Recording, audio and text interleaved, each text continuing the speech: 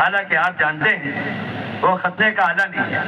ختنے کے اپنے آلہ ہوتا ہے, اپنا اوزار ہوتے ہیں, اس کا طریقہ ہوتا ہے. لکڑی کاٹنے کا ایک آلہ, اس کے ذریعے ختنہ کر دیا. زخم زیادہ ہو گیا, خون نکلنے لگا, تکلیف ہو گئی, رونے لگے, تو ابراہیم علیہ السلام سے اللہ تبارک تعالیٰ نے پوچھا, اے ابراہیم, ہم نے حکم ہی دیا تھا ختنہ کرنے کا, طریقہ تو نہیں بتایا تھا, اتنی جلدی کیوں کر دی؟ ابراہیم علیہ السلام کہنے لگے, اللہ, آپ کے حکم دینے کے بعد میں تاخیر کیسے کر سکتا؟ آپ نے حکم دیا ہے ختنہ کرنے کا, میں کیسا بندہ اگر میں تاخیر کر دوں, اگر میں سوچتے بیٹھوں میں کہ کیا کرنا چاہیے, کیسے کرنا چاہیے, ابھی تو حکم ہی ملا ہے, ابھی اپنے حالات دیکھو, ابھی اپنا ماحول دیکھو, بعد میں عمل کریں گے, پھر بندگی کہاں رہے گی؟ بندہ تو اسے کہتے ہیں کہ حکم ملا عمل کرے, اسے بندہ کہتے. نہ یہ دیکھا کہ میرے پاس ختنہ کرنے کا آلہ نہیں ہے, نہ یہ سوچا کہ مجھے ختنہ کرنے کا طریقہ نہیں معلوم ہے, نہ آلے کی فکر, نہ طریقے کی فکر. ایسی اطاعت و بندگی اور ایسی تعمیل کی فکر ہے. حکم ملا تعمیل کر لی, حکم ملا تعمیل کر لی, یہ انبیاء اور صحابہ کی شان ہوتی ہے. میرے دوستوں بزرگوں, دین پہ استقامت انبیاء اور صحابہ کی زندگی میں حاصل تھی. اس کی سب سے بنیادی علامت یہ تھی, سب سے بنیادی وجہ یہ تھی کہ انبیاء اور صحابہ کے دلوں میں ایمان کامل تھا. ایمان کا کمال, ایمان کے کمال کی علامت کیا ہے؟ ایمان کے کامل ہونے کا تقاضا کیا ہے؟ ایمان کے کامل ہونے کی نشانی کیا ہے؟ لوگ سمجھتے ہیں کہ ایمان کے کامل ہونے کی علامت یہ ہے عقل کے خلاف, ظاہر کے خلاف, حالات کے خلاف میرے ساتھ کوئی ایسا معجزہ ظاہر ہو جائے جو انبیاء صحابہ کے ساتھ ظاہر ہوا ہے, میں بھی شیر کو تھپڑ مار دوں اور میرے بھی ہاتھ سے پانی نکلنے لگے اور میری بھی روزی میں برکت آ جائے اور میں بھی اپنے دعاؤں سے دریاؤں کو پھاڑ کے رکھ دوں. اگر میں ایسا کچھ کام کر رہا ہوں تو میرا ایمان کامل ہے, اور اگر میرے ساتھ ایسی کوئی مدد نہیں ہو رہی ہے تو میرا ایمان کامل نہیں ہے. حالانکہ میں آپ سے عرض کروں پیارے بھائیوں, کمال ایمان کا تقاضا حاجتوں کا پورا ہونا نہیں ہے. کمال ایمان کا تقاضا روزی میں برکت کا حاصل ہونا نہیں ہے. کمال ایمان کا تقاضا عقل کے خلاف, ظاہر کے خلاف اپنی ضرورتوں کا پورا ہونا نہیں ہے. کمال ایمان کا تقاضا غیبی نصرتوں کا نازل ہونا نہیں ہے. کمال ایمان کا تقاضا کمال اطاعت. کیا ہے کمال اطاعت؟ آپ کے دل میں کامل ایمان ہے, اس کا تقاضا کیا ہے؟ آپ اللہ تعالیٰ کی کامل اطاعت و بندگی پر ہو. کیونکہ میرے دوستو یاد رکھنا, اس بات کو اچھی طرح سمجھ لینا, جو اللہ تبارک تعالیٰ کے کسی حکم کو حالات کی وجہ سے, ماحول کی وجہ سے, عقل کی وجہ سے, کسی مخلوق کی وجہ سے اللہ کے کسی حکم کو چھوڑ دیتا ہے, وہ اس مخلوق کو اللہ کی خدائی میں شریک کر لیتا ہے. توجہ سے بات سنو, بات مشکل سے سمجھ میں آئے گی, آپ حضرات متوجہ ہو کے بات سنو. اللہ تعالیٰ ہم سب کو بات سمجھائیں گے, آپ متوجہ ہوں گے, اللہ تعالیٰ بات ضرور سمجھائیں گے. کسی حال کی وجہ سے, میں اپنی بات دہراتا ہوں, میں کسی حال کی وجہ سے, کسی ماحول کی وجہ سے, عقل کی وجہ سے, تجربے کی وجہ سے, آفس کی وجہ سے, قانون کی وجہ سے, کسی مخلوق کو راضی کرنے کے لیے آپ نے اللہ تبارک تعالیٰ کے ایک حکم میں ذرا سی تاخیر, ذرا سی تبدیلی یا ذرہ برابر اللہ تعالیٰ کے حکم کو چھوڑ دیا, تو جس مخلوق کی بنیاد پہ آپ نے اللہ کے حکم میں تاخیر کی ہے, اس مخلوق کو ہم نے اللہ کی خدائی میں شریک کر لیا. لوگ میرے ایک بات سنو, معبود ہونا, رب ہونا, معبود ہونا, رب ہونا, عبادت اور مدد چاہنا, یہ صرف اللہ کا حق ہے. کس کا حق ہے بولنا؟ معبود بھی اللہ کی ذات ہے اور رب بھی کس کی ذات ہے؟ اللہ کی. عبادت اللہ کی کریں گے اور مدد کس سے مانگیں گے؟ اللہ سے مانگیں گے. دونوں اللہ کا حق ہے. ایسا نہیں ہے کہ اللہ کو اپنا معبود بنیں گے, معبود مانیں گے, اطاعت کسی اور کی کریں گے. جو اللہ تبارک تعالیٰ کے حکم میں اللہ کے غیر کی اطاعت کرتا ہے, اس نے اللہ کے غیر کو اللہ کی خدائی میں شریک کر لیا ہے. نبی کریم علیہ الصلوۃ والسلام نے نبی کریم علیہ السلام نے ایک صحابی کو یہی بات کہی. ایک صحابی حضرت حاتم طائی کے لڑکے نبی کریم علیہ السلام نے اس صحابی کو یہی بات سمجھائی. یہ صحابی نبی کریم علیہ السلام کے پاس کہنے لگے اللہ کے نبی قرآن نے ہم پر ایک الزام دیا ہے. قرآن نے ہم پر ایک الزام دیا ہے. استغفر اللہ, ہمارے تعلق سے قرآن نے غلط بات بیان کی ہے. کیا بات غلط بیان کی ہے؟ کہنے لگے قرآن کہہ رہا ہے اتخذوا احبارهم ورهبانهم اربابا من دون اللہ. ان عیسائیوں نے اپنے پوپ کو, اپنے پادری کو, اپنے علماء کو, اپنے مشائخ کو اللہ کی طرح خدا بنا دیا. تو کہنے لگے اللہ کے نبی ہم تو اسلام لانے سے پہلے بھی اپنے بڑوں کو, اپنے علماء کو, اپنے مشائخ کو, اپنے پوپ کو, اپنے پادریوں کو ہم تو پہلے بھی اللہ نہیں مانتے تھے, اب بھی اللہ نہیں مانتے. قرآن نے ہمیں الزام کیوں دیا؟ اب سنو, آپ نے سامنے کتنی بھلی بات کی اور کیسے عمدہ بات سمجھائی آپ نے. آپ نے فرمایا کہ عدی ابن ابی حاتم, آپ نے کہا تم بات بتاؤ, ایک چیز اللہ نے حرام کی ہے, ایک چیز اللہ نے حرام کی ہے, اگر یہ تمہارے پوپ, یہ تمہارے پادری, یہ تمہارے علماء, یہ تمہارے مشائخ اگر اس چیز کو حلال کہہ دیں تو تم اس پہ عمل کرتے تھے کہ نہیں کرتے تھے؟ یہاں اللہ کے نبی ضرور کرتے تھے. اللہ نے حرام کیا ہے مگر ہمارے بڑے, ہمارے پوپ پادری اگر اس کو حلال کہہ دیتے تھے ہم اس کو حلال سمجھ کے اس کو اختیار کر لیا کرتے تھے. آپ نے فرمایا پھر تو تم نے اپنے پوپ پادری کو اللہ کا شریک بنا لیا. پھر آپ نے دوسری بات کی, اچھا مجھے بتاؤ اللہ تعالیٰ نے کسی چیز کو حلال کیا ہے, اللہ تعالیٰ نے کسی چیز کو حلال کیا ہے, تمہارے یہ پوپ, یہ پادری, تمہارے یہ مشائخ اور بزرگوں اگر اس چیز کو حرام کہہ دیں تو تم اس سے اجتناب کرتے تھے کہ نہیں کرتے؟ تم اس کو چھوڑ دیا کرتے تھے کہ نہیں کرتے تھے؟ کہنے کہ ہاں اللہ کے نبی جب ہمارے یہ پوپ اور پادری, ہمارے بڑے بزرگوں جب ہمیں اس چیز سے روکتے تھے, حالانکہ اللہ نے اس چیز کو حلال کیا ہے لیکن ان کے کہنے کی بنیاد پر یہ اگر حرام کر دے ہم اس چیز کو چھوڑ دیا کرتے تھے. آپ نے فرمایا پھر تو تم نے ان کو اپنا خدا بنا لیا.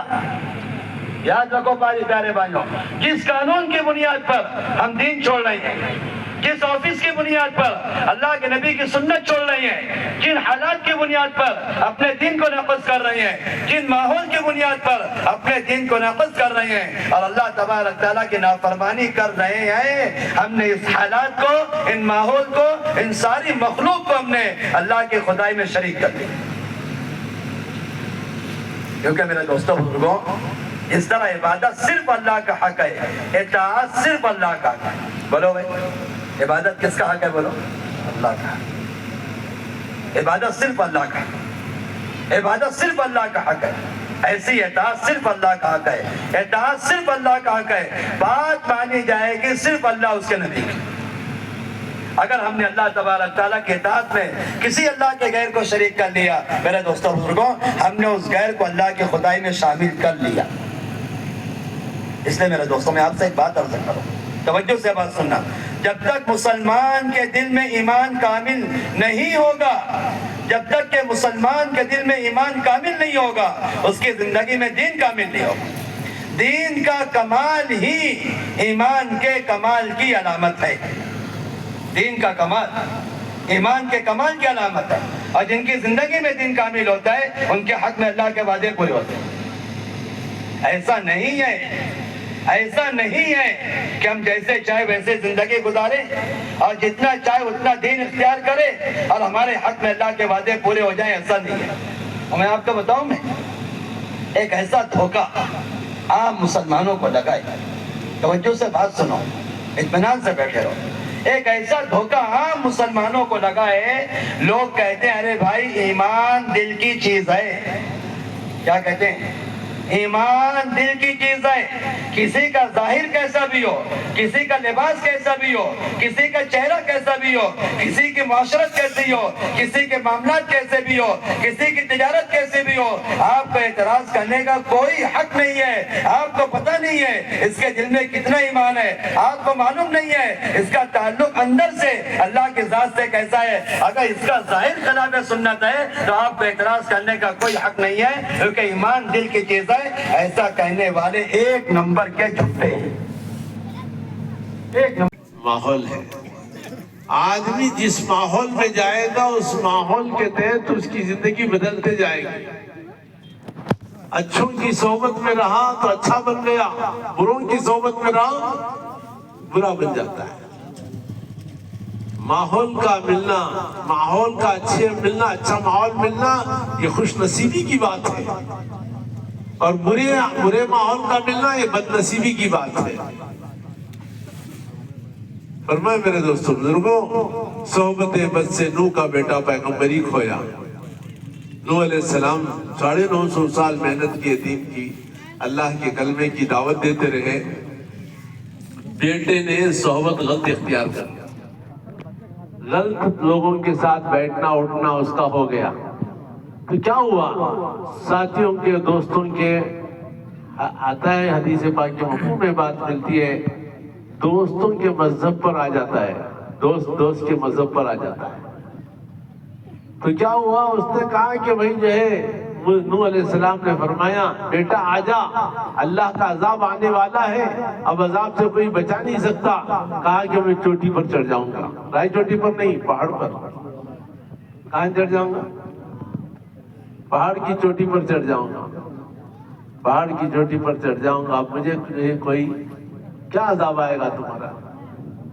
تو انہوں نے کہا کہ اللہ کا عذاب آج کسی کو چھوڑے گا نہیں۔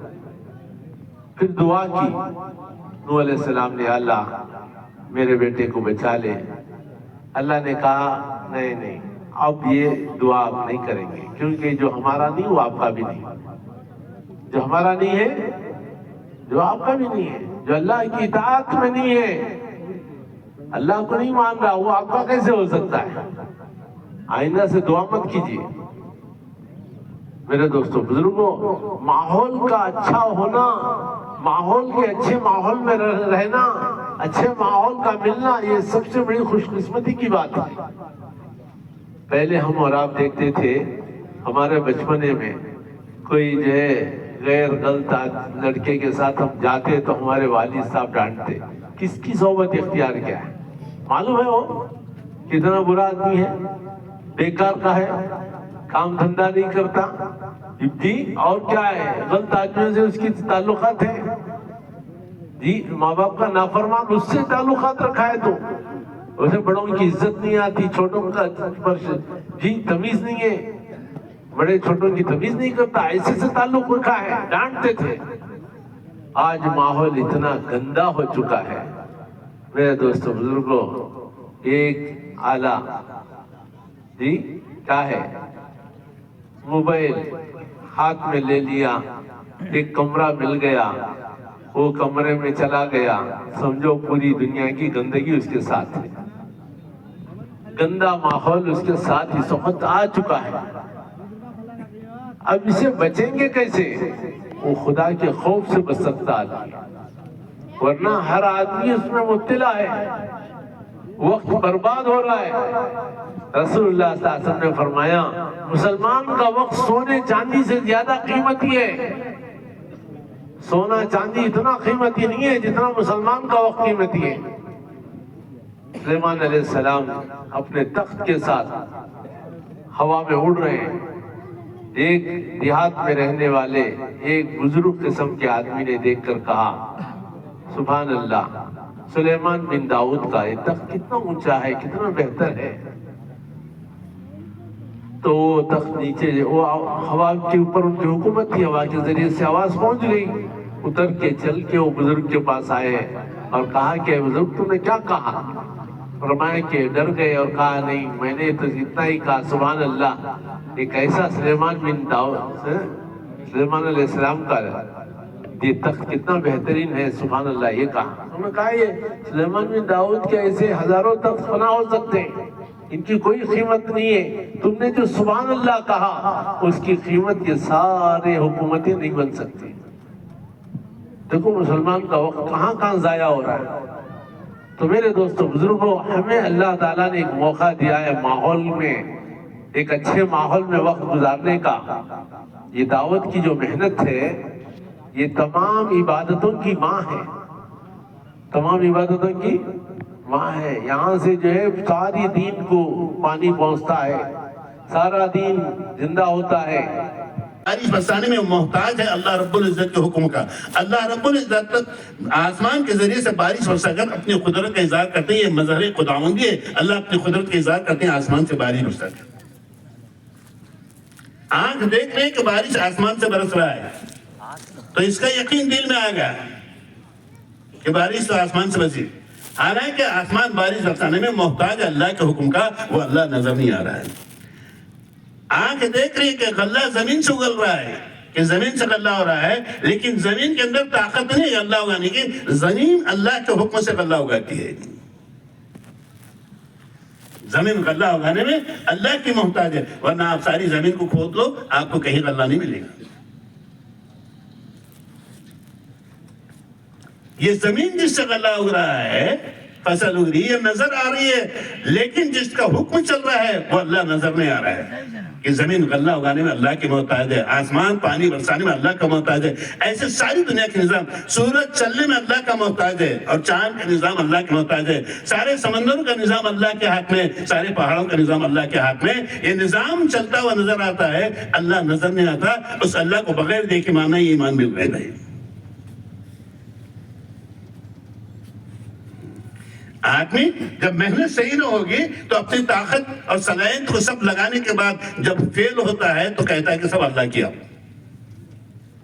جیسے مثال کے طور پر آپ دیکھ لو، ایک آدمی بیمار ہے کہ صاحب بہت بیمار، کہ سیریس بیماری، اس کو یہ بیماری، یہ آج کل جو بڑی بڑی بیماریاں ہیں، اب وہ کہتا ہے کہ یہ دواخانہ اچھا ہے، یہ ڈاکٹر اچھا ہے، یہ گولی اچھی ہے، یہ انجیکشن اچھے ہیں، یہ ہاسپٹل اچھا ہے، آپریشن اچھا ہے۔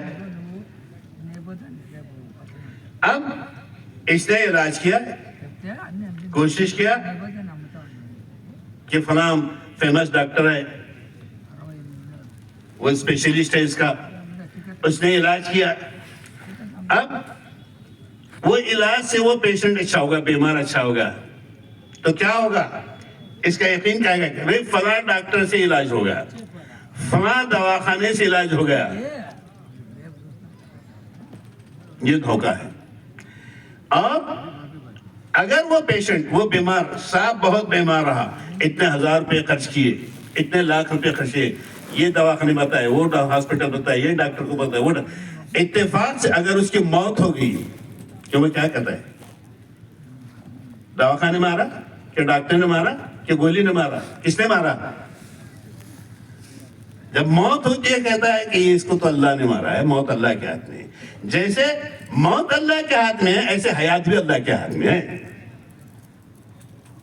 ورنہ اگر یہ نہ ہوگا، یقین نہ ہوگا، تو پھر مسلمان شرک میں رہے گا۔ اللہ ہم سب کی ایمان کی حفاظت فرمائے۔ آمین۔ جب آدمی تھک جاتا ہے تو پھر اللہ سے کہتا ہے کہ اللہ سے ہو گیا، کس نے مارا؟ تو اللہ نے مارا، زندہ رکھا تو مخلوق زندہ رکھی، یہ بگاڑ ہے۔ تو ایمان کا بگاڑ نظر نہیں آتا۔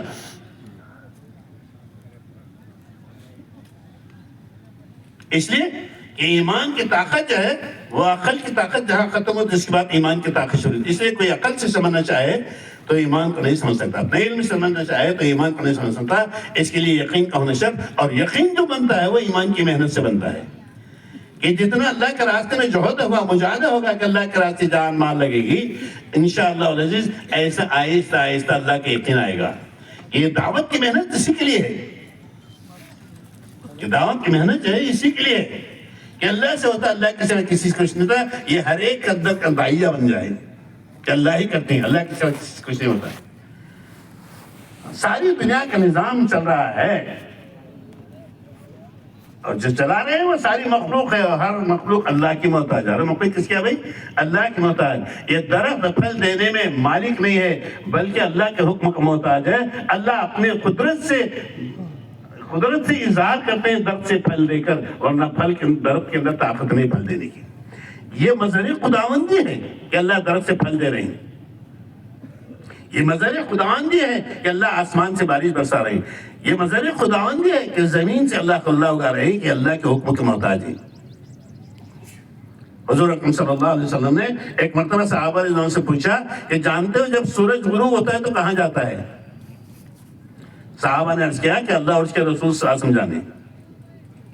آپ صلی اللہ علیہ وسلم نے ارشاد فرمایا کہ سورج جب غروب ہوتا ہے تو اللہ کے عرش کے سائے میں سجدے میں گر جاتا ہے اور پھر اجازت لے کر اللہ کی طلوع ہوتا ہے صبح میں. یہ سورج طلوع ہونے میں اللہ کا محتاج. دنیا کی ایسی تمام چیزیں جتنی چل رہی پھر رہی نظر آ رہی ہیں یہ بننے اور بگڑنے میں نفع نقصان میں اللہ کے محتاج ہے. وہ اللہ نظر نہیں آ رہا ہے. اس اللہ کو بغیر دیکھے ماننا یہ ایمان ہے, ایمان بالغیب ہے. تو ایک اللہ کی ذات کہ جس کو بغیر دیکھے ہم یقین کریں.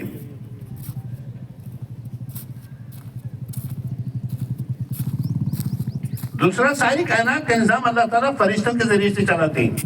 نظام چلتا ہوا نظر آتا ہے, فرشتے نظر نہیں آتے. یہ ساری نظام فرشتے دنیا کے اندر اللہ نے رکھے ہیں کہ ہوا کے فرشتے ہیں, بارش کے فرشتے ہیں, پانی کے فرشتے ہیں. فرشتے کھچاکھچ بنے ہوئے ہیں. فرمایا ہر انسان کے ساتھ اللہ تعالیٰ نے 20 فرشتے لگا کے ہیں جو اس کی حفاظت کرتے ہیں. 10 دن میں رہتے ہیں, 10 رات میں رہتے ہیں.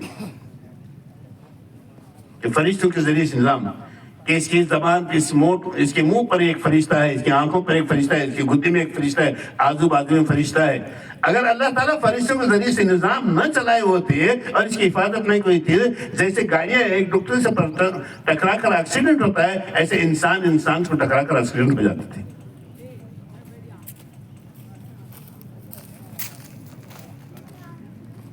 کہ فرشتوں کے ذریعے سے نظام چلاتے ہیں.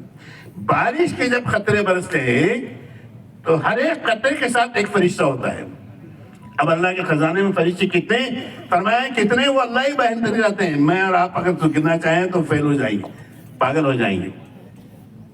اور میں نے مثال لکھی ہے جس میں آپ صلی اللہ علیہ وسلم فرمایا جیسے یہاں زمین پر بیت اللہ ہے اور بیت اللہ کا حاجی طواف کرتے ہیں, ایسے ساتویں آسمان پر اللہ کا عرش ہے, بیت المعمور ہے, اور بیت المعمور کا طواف فرشتے کرتے ہیں. اب ایک وقت میں جو فرشتے طواف کرتے ہیں, ایک وقت میں 70,000 فرشتے طواف کرتے ہیں. آج کوئی فرشتہ طواف کیا تو قیامت تک اس کا نمبر نہیں آتا. پھر فرشتوں کی تعداد کہ نظام چلتا ہوا نظر آ رہا ہے, فرشتے نظر نہیں, اس کو بغیر دیکھے مانی یقین. ایسے اللہ تعالیٰ نے انسانوں کی ہدایت کے لیے آسمانی کتابیں جس میں اللہ کے احکام ہیں وہ آسمانی کتابیں اتاری, اس پر یقین شک. زبور, توریت, انجیل اور قرآن پاک ایک 4 آسمانی کتابیں ہیں جس میں اللہ کے احکام اور اوامر ہیں. کہ زبور ہے, توریت ہے, انجیل ہے اور قرآن پاک اب ہمارے محمد صلی اللہ علیہ وسلم پر اترا ہے. یہ زبور بھی اللہ کی کتاب ہے, یہ توریت بھی اللہ کی کتاب ہے, یہ انجیل بھی اللہ کی کتاب ہے. لیکن اللہ تعالیٰ نے جو قرآن نازل کیا آپ صلی اللہ علیہ وسلم, قیامت تک قرآن کے احکام پر انسانی زندگی ہوگی. ماننے کے اعتبار سے ان 4 کتابوں پر شرط ہے, ان 3 کتابوں پر بھی یقین شرط ہے اور قرآن پر بھی یقین ہے. لیکن عمل جو ہوگا قیامت تک وہ قرآن کے احکام پر ہوگا. جو قرآن حضور اکرم صلی اللہ علیہ وسلم پر اللہ نے نازل کیا اور اس کے جتنے احکام ہیں قیامت تک قرآن کے احکام چلیں گے. ایسے اللہ رب العزت نے دنیا میں انسانوں کی رہبری کے لیے نبیوں کو بھیجا ہے, انبیاء علیہ السلام کو بھیجا, نبیوں کو بھیجا. حضرت آدم علیہ السلام سے لے کر حضور اکرم صلی اللہ علیہ وسلم تک اللہ فرماتے ہیں 1,24,000 یا 1,80,000 یا تقریباً 2 لاکھ نبی دنیا میں آئے ہیں. وہ نبی اللہ کے برگزیدہ بندے پاک اور اللہ رب العزت کے چہتے بندے, انسانوں کی ہدایت کے لیے اللہ نے نبیوں کو بھیجا تھا. ان تمام نبیوں میں قیامت تک جو طریقہ چلے گا وہ محمد رسول اللہ صلی اللہ علیہ وسلم کا طریقہ چلے گا. ماننے کے اعتبار سے ہر نبی حق ہے, برحق ہے, سچا ہے. لیکن عمل کے لیے آپ صلی اللہ علیہ وسلم قیامت تک جو ہے وہ محمد رسول اللہ صلی اللہ علیہ وسلم کی سنت کے طریقے پر اللہ نے کامیابی رکھی ہے. اس پر عمل شرط. اور انسان مرنے کے بعد قیامت میں اٹھنے تک کا جو زمانہ ہے اسے برزخ کہتے ہیں. احوال برزخ پر ایمان شد کہ برزخ کا زمانہ کون سا ہے؟ کہ انسان سے مرنے تک، آخرت میں زندہ ہونے تک جو قبر کا زمانہ ہے وہ برزخ ہے. اس پر ایمان سے کہ وہ زمانہ آنے والا ہے. حضرت آدم علیہ السلام سے لے کر آج تک جتنے مرے ہیں وہ سب اپنے برزخ کے احوال میں ہیں. آپ صلی اللہ علیہ وسلم نے فرمایا کہ انسان کو وہ زمانہ مرنے کے بعد کہ قبر میں رکھا جاتا ہے اور آنے والے احوال بتایا آپ صلی اللہ علیہ وسلم نے. جب مردے کو قبر میں رکھا جاتا ہے، اس کے دفنانے والے دفنا کر واپس نہیں ہوتے بھی، 2 فرشتے اس کے حساب کتاب کے لیے پہنچ جاتے ہیں. اور 3 چیزوں کا سوال ہوا سب سے پہلے کہ مر ربک ما دینک ما رسولک، کہ تیرے رب کون ہے، تو کس کو رب مانتا ہے. اگر دنیا میں اللہ کو رب مانا ہے اور اللہ کو رب ماننے کی محنت کیا، لا الہ الا اللہ کی محنت کیا ہے، تو اس کی زبان سے کہنا آسان ہوگا میں تو لا الہ الا اللہ، میں ایک اللہ کو ماننے والا ہوں. ایک اللہ ہے. اور تیرا دین کیا ہے؟ اگر اس کی زندگی دینی زندگی ہو، اسلامی زندگی ہو، تو دین کہے گا کہ میرا دین تو اسلام ہے. کہ اسلام تسلیم سے جھکنے کے معنی، میں لا الہ الا اللہ کے سامنے، میں اللہ کے سامنے جھکنے والا ہوں. پھر آپ صلی اللہ علیہ وسلم کی چھوی بتائی جائے گی کہ ان کے بارے میں کیا کہتا ہے. یہ کہے گا میرے حبیب صلی اللہ علیہ وسلم محمد رسول اللہ صلی اللہ علیہ وسلم جن کے طریقے پر میں زندگی گزارتا تھا. خبر کے سوال ہے، اس پر ہمارا یقین شد.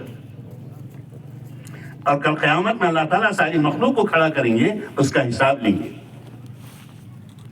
یہ وہ دن آنے والا ہے، حساب کا دن، کہ جس دن ساری مخلوق کا اللہ رب العزت بڑے جلال کے ساتھ عرش پر سوار رہیں گے اور ساری مخلوق اللہ تعالیٰ زمین سے اٹھائیں گے، نہیں کریں گے، اور ہر ایک کا حساب ہوگا. وہ دن آنے والا ہے.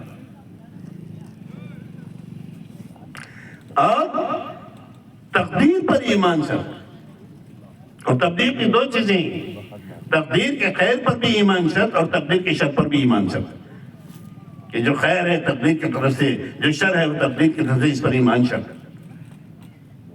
کہ ہر روح کو دنیا میں بھیجنے سے پہلے 3 چیزیں اللہ رب العزت نے اس کی تقدیر میں لکھی، سے مقدم لکھی. اس لیے تقدیر پر ایمان سے، تقدیر پر ایمان ہے تو ایمان ہے. سب سے پہلی چیز فرمایا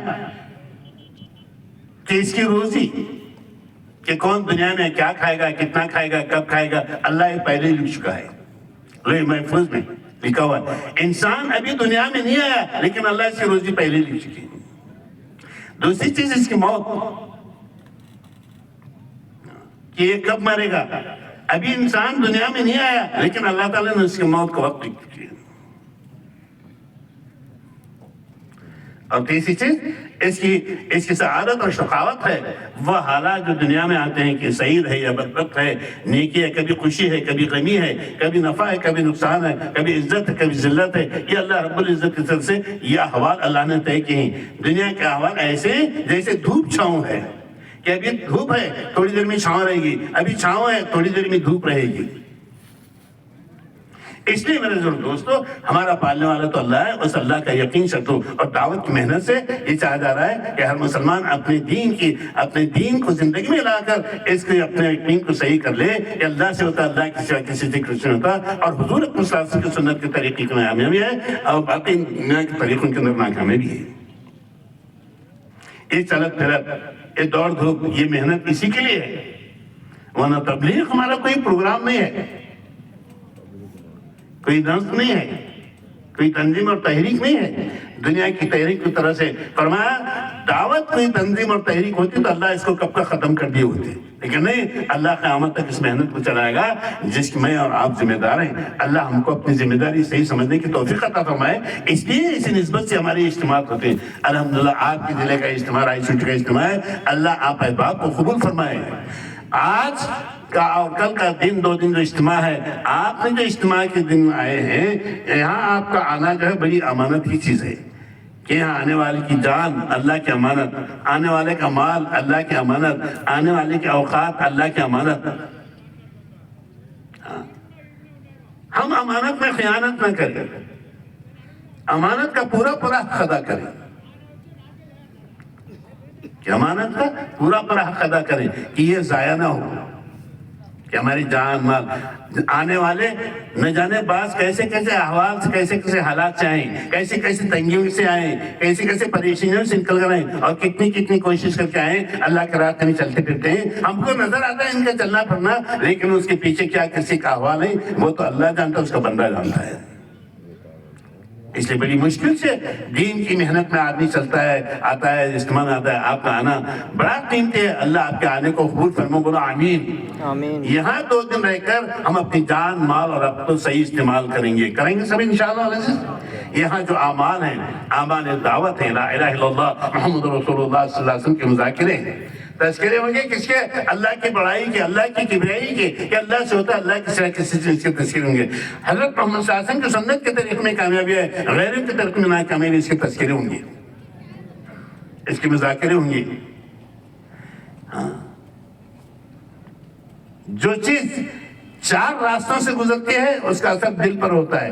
دعوت لا الہ الا اللہ محمد رسول اللہ صلی اللہ علیہ وسلم زبان سے کہیں گے تو زبان کے کہنے کی وجہ سے اس کا تاثر دل پر ہوگا، کانوں سے سنیں گے، کانوں سے سنیں گے کیا کہ اللہ سے ہوتا ہے، اللہ کے سوا کسی سے کچھ نہیں ہوتا، حضور صلی اللہ علیہ وسلم کے سنت کے طریقے میں کامیابی ہے، غیروں کے طریقے میں ناکامیابی ہے، تو دل پر اللہ کا یقین آئے گا اور حضور صلی اللہ علیہ وسلم کے طریقے کی محبت آئے گی اور غیروں کا یقین دلوں سے نکل جائے گا۔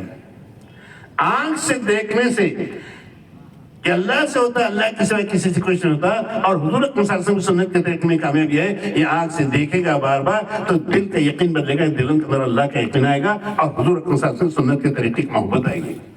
اور دماغ کے سوچنے سے، ایک دماغ سے سوچے گا کہ اللہ سے ہوتا ہے، اللہ کے سوا کسی سے کچھ نہیں ہوتا، اور محمد رسول اللہ صلی اللہ علیہ وسلم کی سنت کے طریقے میں کامیابی ہے، غیروں کے طریقے میں کامیابی ہے۔ فرمایا یہ دماغ کے سوچنے کی وجہ سے اس کے دل پر اثر ہوگا۔ فرمایا یہ 4 راستے دل پر اثر کرنے کے، جو بات ان 4 راستوں سے چلتی ہے وہ دل پر اثر کرتی ہے۔ اللہ کی بڑائی کی بڑائی حضور صلی اللہ علیہ وسلم کے طریقے کے ہیں کہ ہم بار بار بولیں گے، بار بار سنیں گے، بار بار دیکھیں گے، بار بار سمجھیں گے، تو دلوں کے اندر اللہ اور اس کے رسول کا یقین آئے گا اور مخلوق اور دنیا کا یقین نکلے گا۔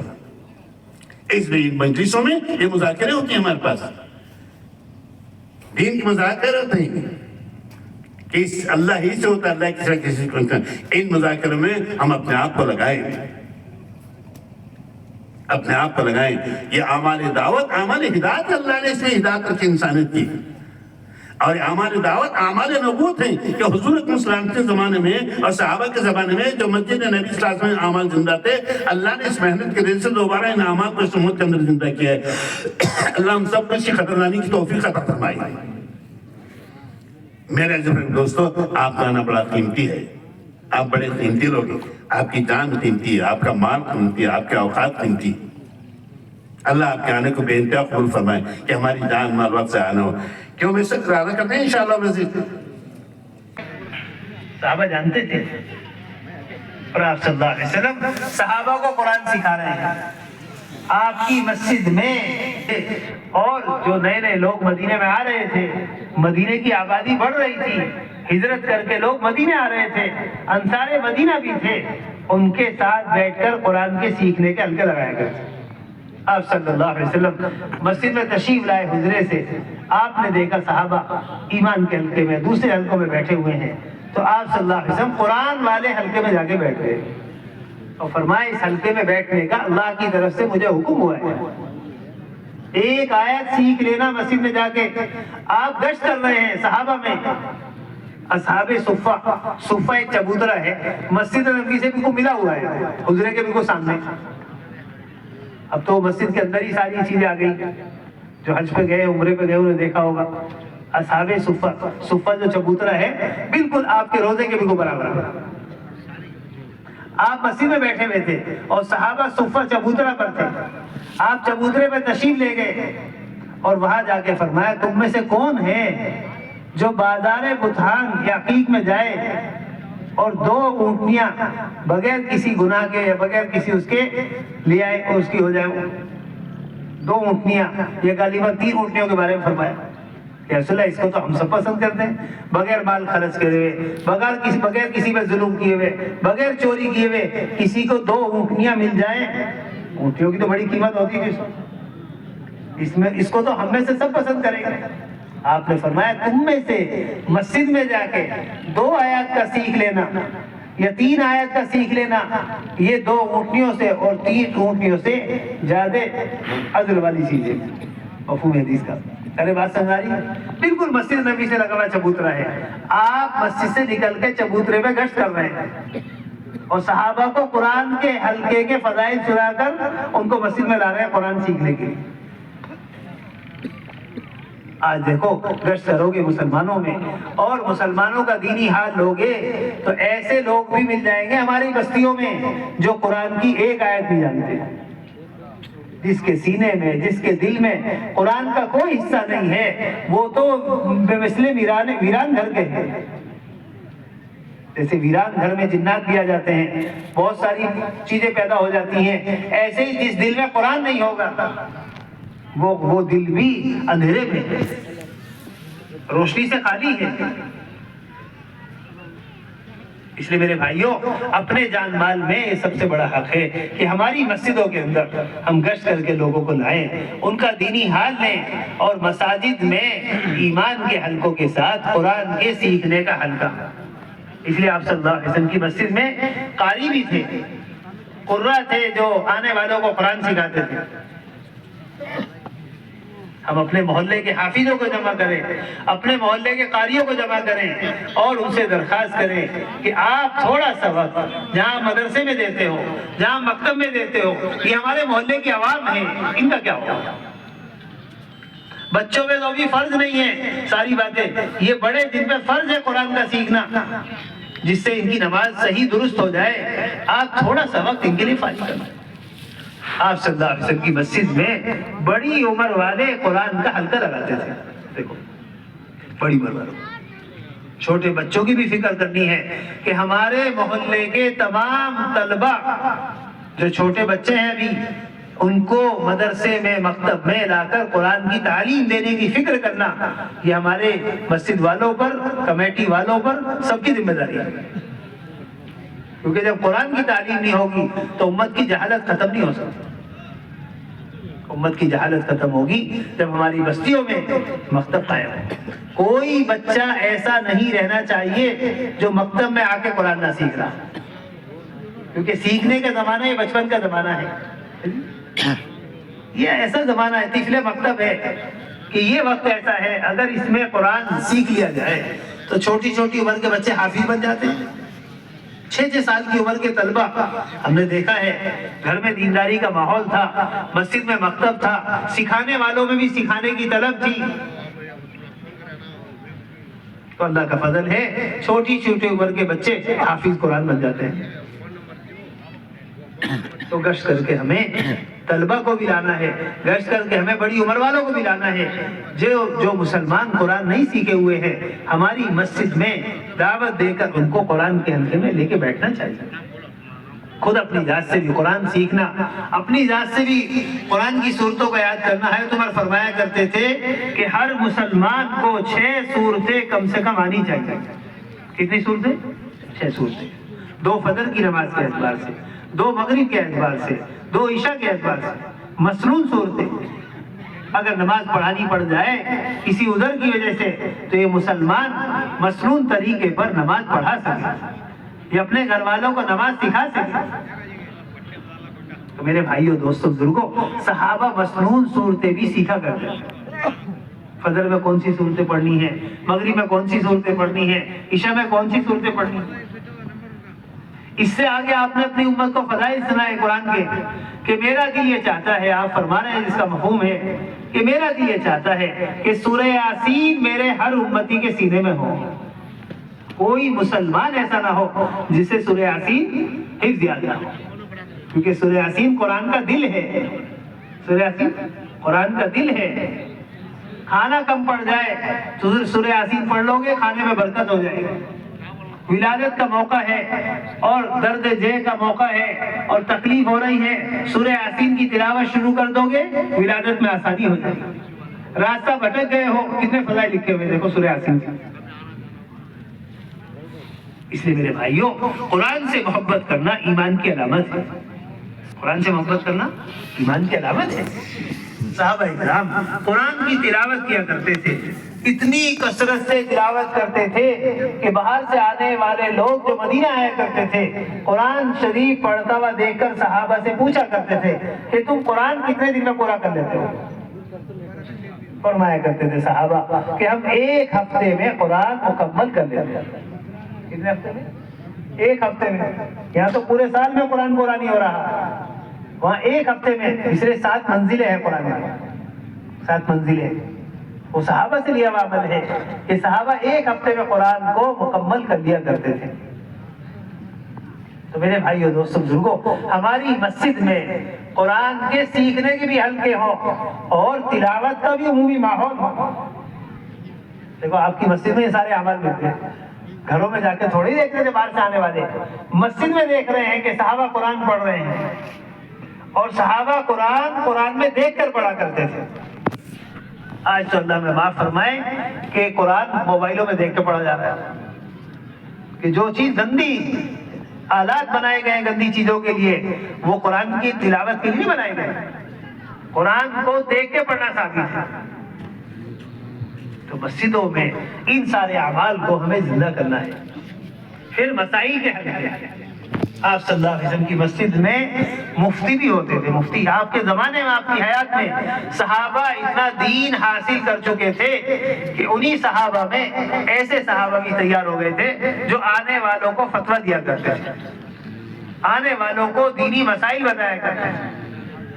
معاذ بن جبل رضی اللہ تعالیٰ عنہ اور دوسرے صحابہ میں ایسے صحابہ تھے جو آنے والوں کو، اس لیے ہماری مسجدوں میں جو ہمارے محلے کے علماء ہیں، ہم ان سے درخواست کریں کہ ہم لوگ مسجد میں جمع ہوتے ہیں، ہم مسجد کو آباد کرنے کی فکر کر رہے ہیں، ہمیں کون سکھائے گا آپ کے علاوہ؟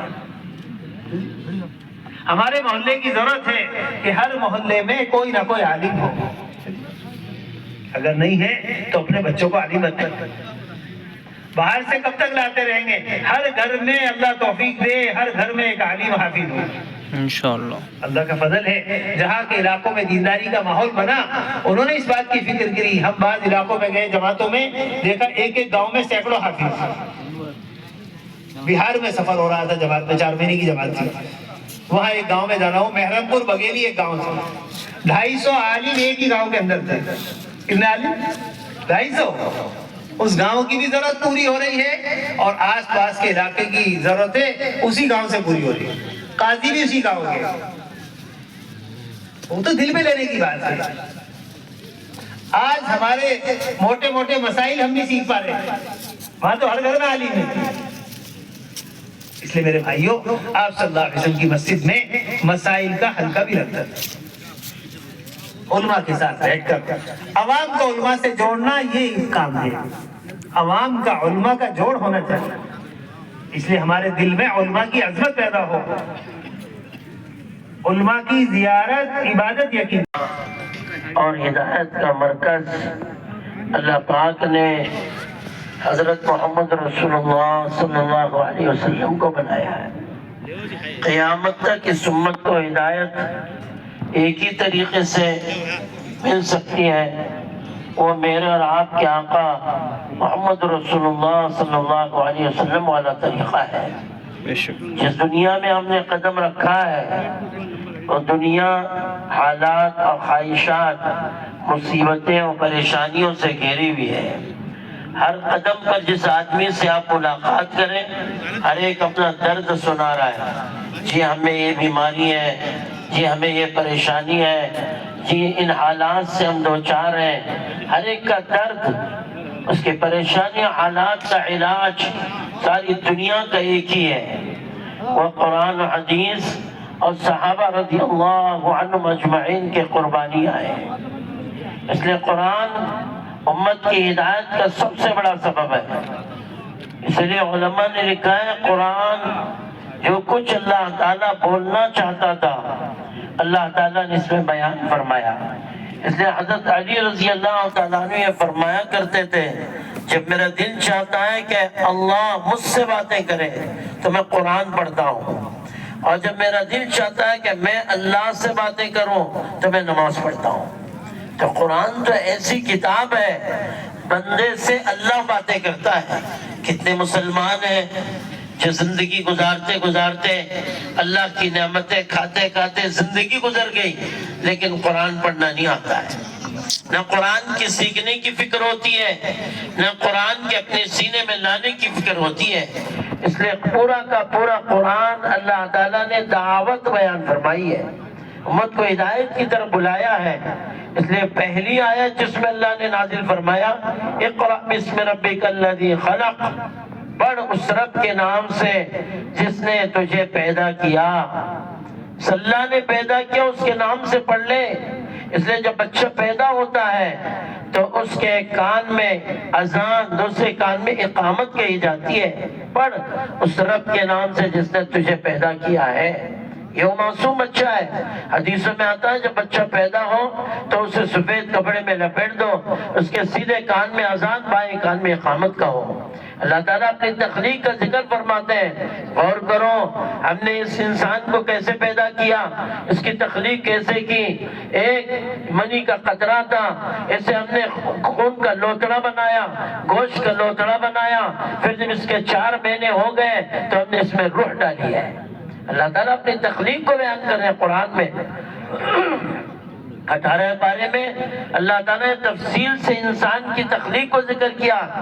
آگے فرمایا فَتَبَارَكَ اللَّهُ أَحْسَنُ الْخَالِقِينَ، اللہ کی وہ ذات مبارک ہے، پاک ہے وہ ذات جس نے انسان کو بہترین ڈھانچے میں ڈالا ہے، بہترین تخلیق کی۔ اس کے آنکھ کہاں رکھنا ہے، ناک کہاں رکھنا ہے، اس کا دماغ، اس کا دل، اس کا جسم، ایک ایک جسم کا ٹکڑا انسان کا اللہ بتا رہا ہے، لیکن بندے کو پتا نہیں ہے۔ ان چیزوں کو گناہوں میں استعمال کرتا ہے، اس آنکھ کو غلط استعمال کرتا ہے، اس ہاتھ کو غلط استعمال کرتا ہے، اور اس دماغ کو غلط سوچ میں استعمال کرتا ہے۔ اس لیے علماء نے جس طرح زبان کا گناہ لکھا ہے، کان کا گناہ لکھا ہے، آنکھ کا گناہ لکھا ہے، اسی طرح سوچ کا بھی گناہ لکھا ہے۔ احساسات، بندے کے اندر جو احساسات پیدا ہو رہے ہیں، گناہ کے خواہشات پیدا ہو رہے ہیں، ان جذبات کو قابو میں رکھنے کا نام دین ہے۔ اس لیے بخاری شریف میں جو وساوس دل میں پیدا ہوتے ہیں، جو انسان کے لیے غیر اختیاری چیزیں، انسان کے بس کی بات نہیں ہے، اس میں اللہ کی طرف سے گناہ نہیں لکھا جائے گا۔ لیکن ایک ایمان والا جب ایمان کے ماحول میں، دعوت کے ماحول میں، اعمال کے ماحول میں، مسجد کے ماحول میں، دینی ماحول میں زندگی گزارتا ہے تو اندر سے ہونے والی خواہش بھی اس کے دین بن جاتے ہیں۔ اس لیے صحابہ سے کسی نے پوچھا یہ بتا دو تمہاری آخری خواہش کیا ہے؟ صحابی نے فرمایا کہ ہماری آخری خواہش یہ ہے کہ ہم اللہ کے نام پر اللہ کے راستے میں قربان ہونا چاہتے ہیں۔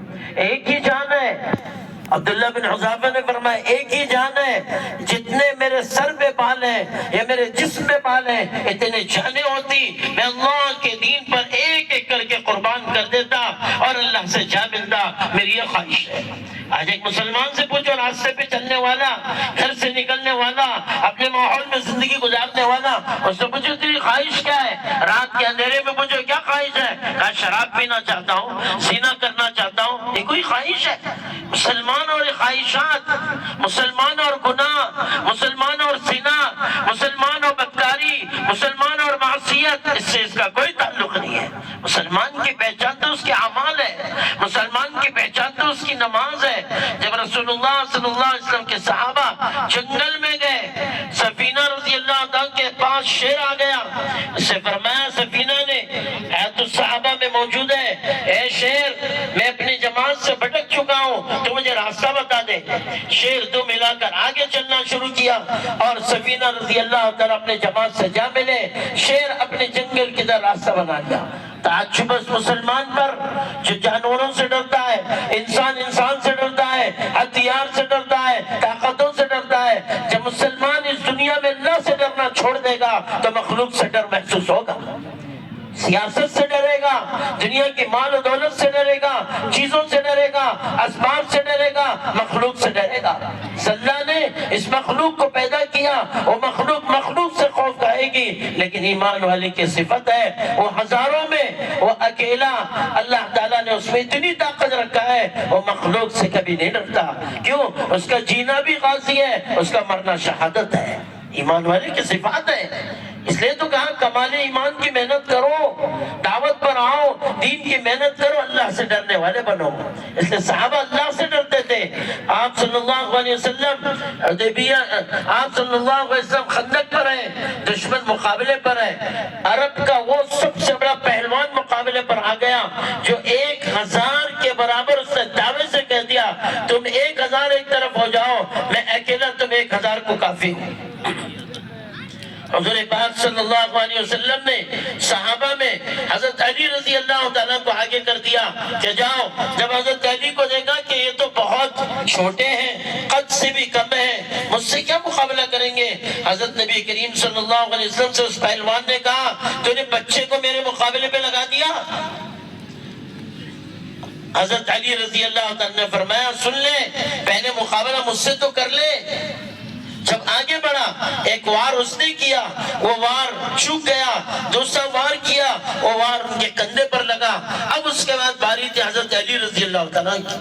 حضرت علی رضی اللہ تعالیٰ بخاری شریف میں روایت موجود ہے، حضرت علی رضی اللہ تعالیٰ اپنی تلوار کے اتنے اوپر اڑے، لکھا ہے کہ اس پہلوان کے قد بھی زیادہ تھا اور لمبائی بھی زیادہ، ہائٹ بھی زیادہ، جسم بھی لمبا چوڑا تھا۔ اس کو سر کے اوپر سے ایک تلوار ماری ہے تو اس کے 2 ٹکڑے ہو کے گر گیا۔ یہ طاقت ایمانی طاقت ہے۔ اس لیے بدر میں جب قیدی باندھے گئے تو آپ صلی اللہ علیہ وسلم کے پاس ایک صحابی لے کر آئے کہ جی میں نے اس کو باندھا ہے۔ اس نے کہا تو کیا مجھے باندھے گا، مجھے تو اس نے باندھا ہے جس کا سر آسمان پر لگا ہوا ہے، جس کا پیر زمین پہ لگا ہوا ہے، تو کیا مجھے باندھے گا؟ انہوں نے کہا، صحابی نے آپ صلی اللہ علیہ وسلم فرمایا نہیں میں نے اس کو باندھا ہے۔ آپ صلی اللہ علیہ وسلم فرمایا کہ صحابی سے یقیناً تمہاری مدد فرشتے نے کی ہے۔ اس طرح اور بھی روایت میں موجود ہے، ایمانی طاقت یہ مسلمان کی شان ہوتی ہے۔ مسلمان کی پہچان اس کی نماز ہے، مسلمان کی پہچان اس کا چہرہ مہرہ ہے، مسلمان کی پہچان اس کی مساجد ہے۔ اس لیے دعوت کی محنت سے کہا جا رہا ہے اپنی پہچان قائم کرو۔ دنیا میں دیکھ لو جتنے بھی باطل مذہب والے نظر آئیں گے ان کی پہچان نظر آتی ہے۔ مسلمان ایک ایسا گرا ہوا اس معاشرے میں مسلمان بنا ہوا ہے جس کے پہچان ہی ختم ہو گئی۔ یہ آپ کو کیسے پہچانے؟ مسلمان ہی نہیں ہے۔ اس لیے دعوت اس بات کی محنت ہے کہ مسلمان کو رجوع کرانے کے لیے کہ تو ایک اچھا مسلمان بن جا۔ اس لیے رسول اللہ صلی اللہ علیہ وسلم نے امت کو امانت داری کی، دیانت داری کی، حق کی، رسول اللہ صلی اللہ علیہ وسلم نے تعلیم دی ہے۔ یہ سیکھے گا کیسے؟ جب ظاہر کو بنائے گا تو باطن بنے گا، جب باطن بنے گا تو اللہ تعالیٰ سے تعلق بنے گا۔ اس لیے حضرت مولانا الیاس صاحب رحمۃ اللہ علیہ بات فرماتے تھے کہ اس کام کا مقصد یہ ہے ساری امت سے ہم چاہ رہے ہیں براہ راست ہر بندہ اللہ سے اپنا تعلق بنائے۔ یہ محنت کی بنیاد ہے، زندگیوں کے بدلنے کا سب سے بڑا راستہ ہے۔ چاہے مرد ہو، چاہے عورتیں ہوں، چاہے جوان ہو، چاہے بوڑھا ہو، چاہے مالدار ہو، چاہے غریب ہو، چاہے فقیر ہو، چاہے محتاج ہو، دنیا کے ہر شعبے میں رہنے والا، اس کی ہدایت، اس کی کامیابی اور اس کی نجات صرف اور صرف اللہ تعالیٰ نے دعوت پہ رکھا ہے۔ اس لیے انبیاء علیہ السلام کو اللہ تعالیٰ ایک عمومی محنت، دعوت والی محنت دے کر بھیجتا ہے۔ ہر نبی اپنے میدان میں کوئی قوم پر، کوئی خاندان پر، کوئی بستیوں پر، کوئی شہروں پر، اللہ تعالیٰ نے رسول اللہ صلی اللہ علیہ وسلم کو قیامت تک آنے والی امت پر نبی بنا کر بھیجا۔ نبیوں پر بھی نبی بنایا۔ آپ صلی اللہ علیہ وسلم فرمایا انا نبی الانبیاء، میں نبیوں پر بھی نبی ہوں۔ اس لیے معراج میں رسول اللہ صلی اللہ علیہ وسلم نے تمام انبیاء کی امامت اللہ تعالیٰ نے کروائی ہے۔ پورے انبیاء پیچھے ہیں۔ اس لیے علماء کا اختلاف ہے یہ جسمانی امامت تھی، یہ روحانی امامت ہے۔ اس لیے معراج کے بارے میں 3 معراج بخاری شریف میں ذکر کیے ہیں۔ رسول اللہ صلی اللہ علیہ وسلم کو 3 مرتبہ معراج ہوئی ہے۔ علماء کا اختلاف ہے یہ جسمانی ہے روحانی۔ علماء نے لکھا ہے محدثین نے 1 تو معراج جسمانی تھی اور 2 معراج روحانی تھی۔ جسم کے ساتھ آپ صلی اللہ علیہ وسلم نے اللہ تک ملاقات کے لیے چلے گئے تھے۔ یہ روایت ہے کہ آپ صلی اللہ علیہ وسلم نے امت کو دعوت والا دین دے کر بھیجا ہے۔ پچھلی امتوں کو دین ملا ان کی اپنی زندگی بنانے کے لیے، اس امت کو دین ملا دعوت والا دین ہے کہ دین بھی پیدا کرو، امت کو گمراہی سے ہدایت پر لاؤ۔ اس لیے روایتوں میں کہ رسول اللہ صلی اللہ علیہ وسلم کو اللہ تعالیٰ نے امت کے لیے نمونہ بنا دیا۔ اس لیے آپ صلی اللہ علیہ وسلم آخری زمانے کا واقعہ، آپ صلی اللہ علیہ وسلم کی آخری موت کا واقعہ ذکر کیا بخاری شریف میں کہ آپ صلی اللہ علیہ وسلم نے فرمایا، پردہ اٹھا کر دیکھا کہ ایک بڑا مجمع تیار ہو گیا۔ وہ وقت تھا جب مدینہ منورہ تشریف لائے، کچھ ہی صحابہ تھے ماننے والے، ان کے علاوہ آپ صلی اللہ علیہ وسلم کو نہ انصار نہ مہاجرین، تھوڑی ہی صحابہ تھے، لیکن محنت کا وہ دور ہو گیا۔ ایسا دور لایا اللہ تعالیٰ نے کہ جو مسجد نبی تھی وہ بھر چکی تھی۔ آپ صلی اللہ علیہ وسلم کے آنسو بہ رہے تھے، پردہ اٹھایا رسول اللہ صلی اللہ علیہ وسلم نے، دیکھ کر مسکرایا، پردہ گرا دیا اور نماز میں کھڑے گئے۔ ایک روایت میں، دوسری روایت میں آپ صلی اللہ علیہ وسلم فرمایا پردہ اٹھا کر کہ نماز پڑھا لے، ابو بکر کو آگے کرو۔ عائشہ رضی اللہ تعالیٰ فرمایا ابو بکر تو بہت کچے دل کے آدمی ہیں، اگر وہ نماز پر کھڑے ہو جائیں گے تو رو دیں گے، ان کے آنسو بہ جائیں گے۔ رسول اللہ صلی اللہ علیہ وسلم کے اس بات آپ صلی اللہ علیہ وسلم خاموش ہو گئے۔ ادھر صحابہ نے حضرت عمر کو آگے کر دیا، آپ صلی اللہ علیہ وسلم نے پھر پردہ اٹھایا، یہ فرمایا عمر کو پیچھے کرو، ابو بکر کو آگے کرو۔ یہ بتا دیا میرے بعد اس امت کو سنبھالنے کی طاقت، استعداد، امت کو سنبھالنے کی صلاحیت جس میں پیدا ہوئی ہے وہ ابو بکر ہے، جو امت کو مجھ جیسا سنبھالے گا۔ یہ تربیت تھی، ایسے صحابہ تیار کیے، ایک ایک صحابی اللہ تعالیٰ نے ایسی طاقت، ایسی قوت ایمانی عطا فرمایا تھا۔ حضرت عمر رضی اللہ عنہ کے پاس ایک خط آیا، اس میں لکھا تھا کہ ہمیں مدد کے لیے، تعاون کے لیے ایک جماعت روانہ کی جائے۔